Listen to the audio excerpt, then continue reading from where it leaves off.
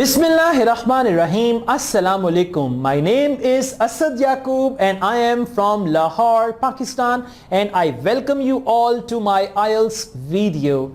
Thank you very much. I'm thankful to you people of Pakistan. They are watching my videos in Pakistan and outside Pakistan, and then people of India, you're watching my videos. Thank you very much guys, and I'm receiving your feedback, your messages, your WhatsApp messages. I'm really thankful to you people of Punjab, Sikh people.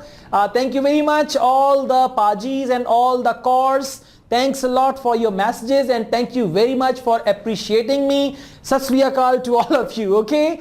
Along with that, people in Bangladesh, Nepal and elsewhere, wherever you're watching my videos, thank you very much. That's why it's good. Let me see where you are actually from. In the comment, please write the name of your country right now. In the comment, just write the name of your country so that I get to know where you are from. If you're from India, Pakistan, then you can write the name of the city as well so that I get to know where you actually from. And then I'll get to know, because you know, your presence, you came and you watched the video and you went. There is no presence. I want your presence. I want to feel your presence. I want to see your presence. That's why whenever you attend my lecture, whenever you attend my lesson on IELTS, you have to make sure that you are going to show your presence, and your presence can be shown with the help of a comment or with the help of a like. You can dislike as well if you don't like it, okay? That's another way of showing your presence. But views do not show anything. I mean, if you only come and watch the video and go, and views will not show anything unless you're going to comment or you're going to hit the like button. So I want to feel your presence so that I get to know that you came and attended my IELTS lesson. Now, the type of questions which we are going to do, that is called classification. They will give you they will give you some options. These options can be the names of book. These options can be the name of scientists, right? And it can be anything like that. And what you need to do, you got to match them with the statements. They say, look at the following statements and list the books below. Match each statement with the correct book. So we can also call it matching. Matching means you got to match the names of scientists with the statements, or you got to match books with the statements, right? So we've got here the books. Now remember, in this case, all you need to do, you need to read the options first. If the options are names of scientists, if the options are names of books, you need to read options first, because options are in passage order, full stop. Options are in passage order. Now you can see these options, A, B, C, D, E. Passage is in options order. Questions are in random order. Don't read the questions first in this type of questions. If you're going to read the questions first, you're going to confuse yourself, right? All you need to do in the passage, just see where book A is list of cookery books. Book A, Re Coquinaria. I can't read it. It's another language. Re Coquinaria. Where Re Coquinaria is written in the passage, find it, scan it, find it, read about it. After reading and underlining the clue words, now come back and go through questions 22, 23, 24, 25, 26, and the right question, the right option will ring a bell in your mind, and the bell is going to be pop, pop, pop, pop, pop, like that, right? So this is going to be the bell, and then you'll get to know, oh my god, yeah, this is the right answer. Got the strategy? Now I'm going to tell you how to apply this strategy. In Hindi, as they say, how to do upyog of this strategy. So guys, shall we do it? Good. Okay, let's take a start.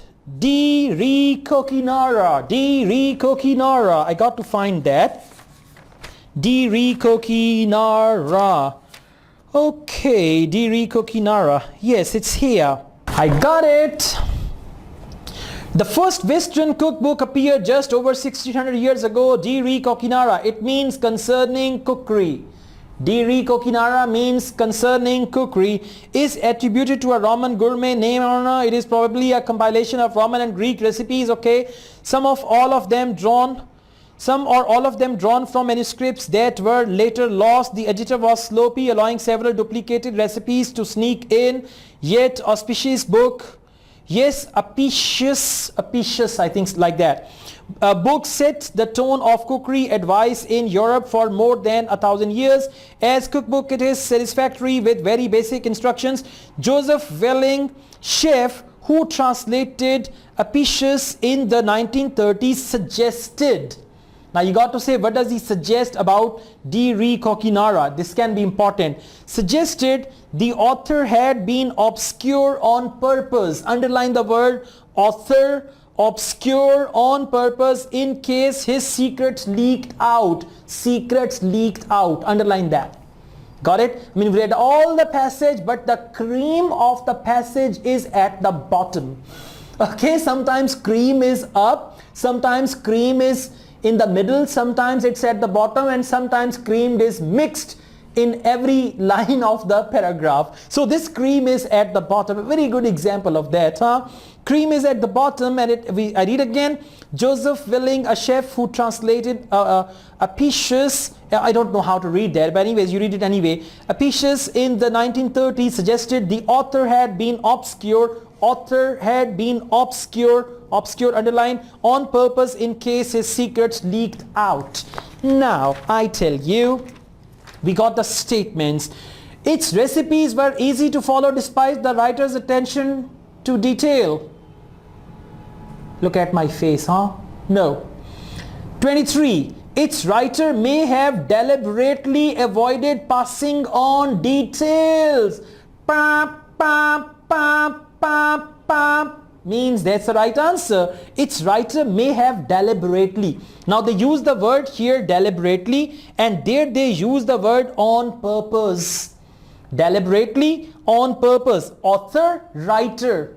Author, writer, deliberately, or you should, I'm saying it again and again so that you could write it in your notebook.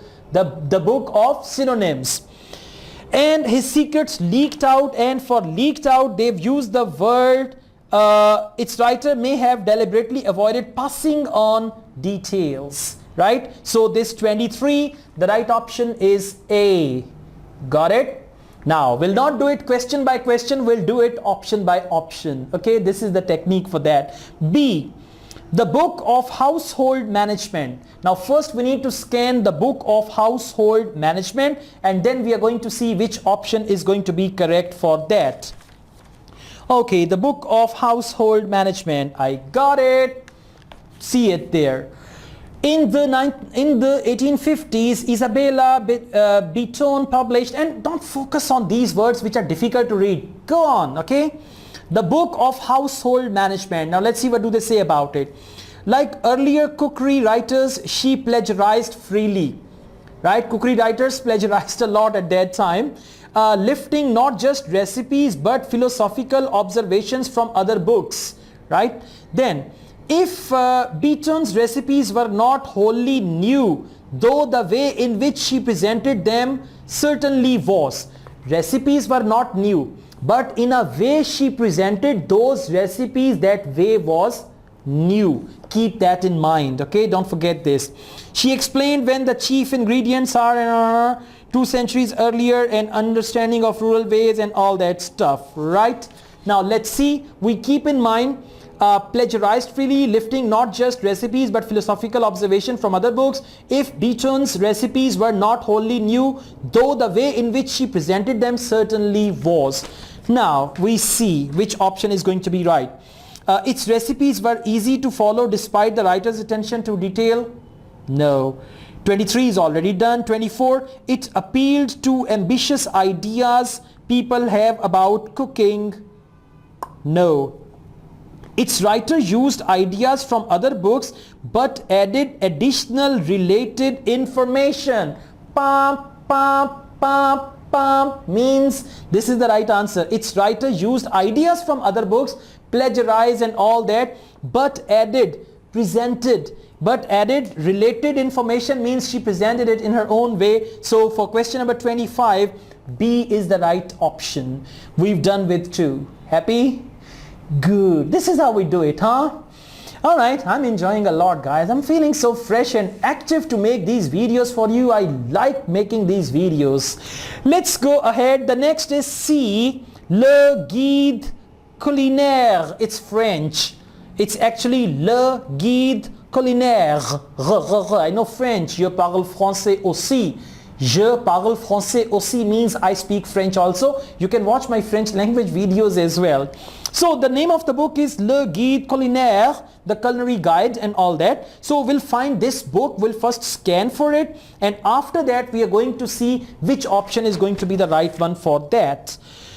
Okay, yes, I found it. See, scanning a book, and one more tip. When there are the books like that, these books, the names of the books, they are in italic. In italic, font size, you know, font style italic. So they are in italic, so they are very easy to identify. You can easily see. Now for example, Le Guide Culinaire, it's easy to find. I just found it there. Okay, the 5,000 recipes in Auguste Escoffier, that's the name. Le Guide Culinaire, the culinary guide, published in 1902, might as well have been written in stone, given the book's reputation among French chefs. Might as well have been written in stone, means it was written in stone, given the book's reputation among French chefs, many of whom means many of the chefs, still consider it the definitive reference book. Many of the chefs, they consider this book a definitive reference book for different dishes and all that stuff. Now let's keep this in mind. It's very short information. Let's keep this in mind and we go back and see which is going to be the right option. Okay, number one, its recipes were easy to follow despite the writer's attention to detail. No. 23 is already taken. 24, it appealed to ambitious ideas people have about cooking. Look at my face, huh? No.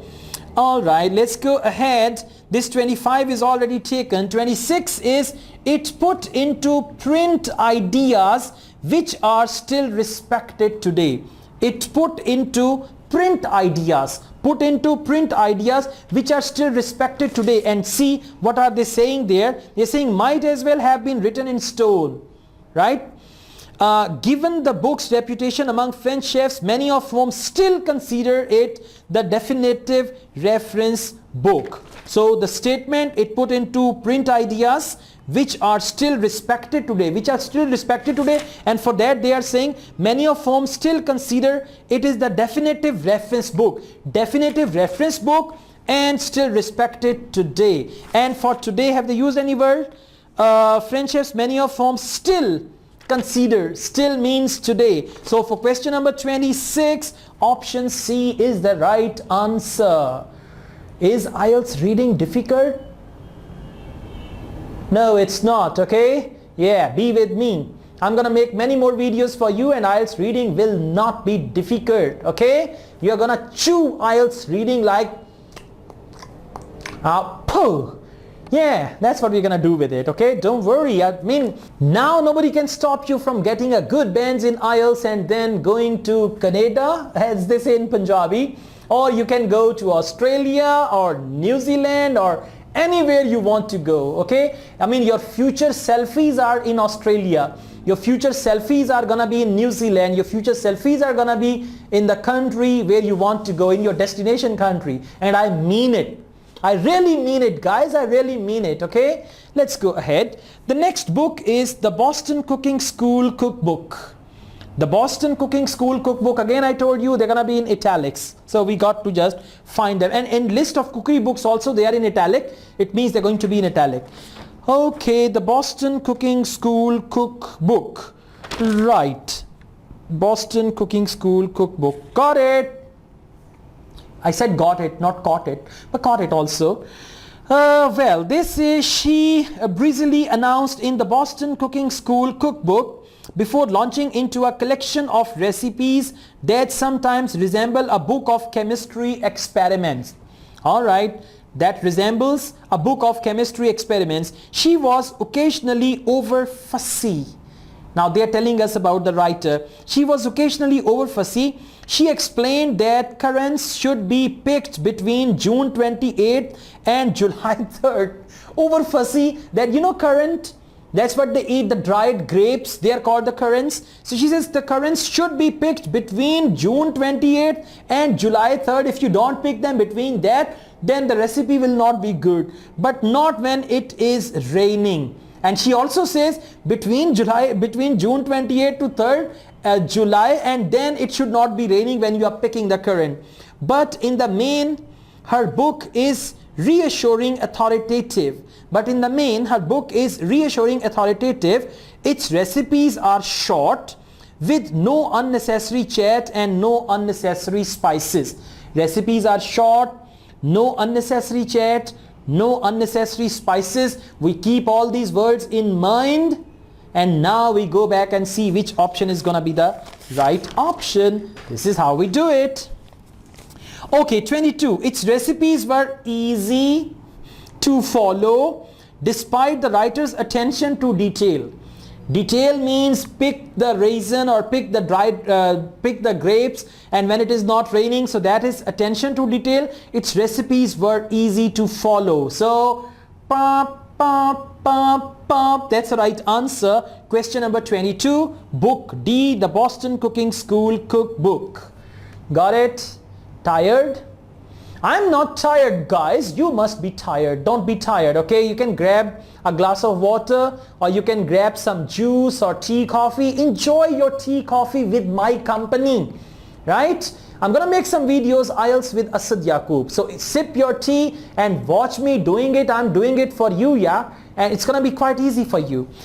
Let's go ahead. We got the last book, Mediterranean Food. Mediterranean Foods. And we got one option left, huh? Okay, let's see if it is gonna be for that. Mediterranean Food. Okay.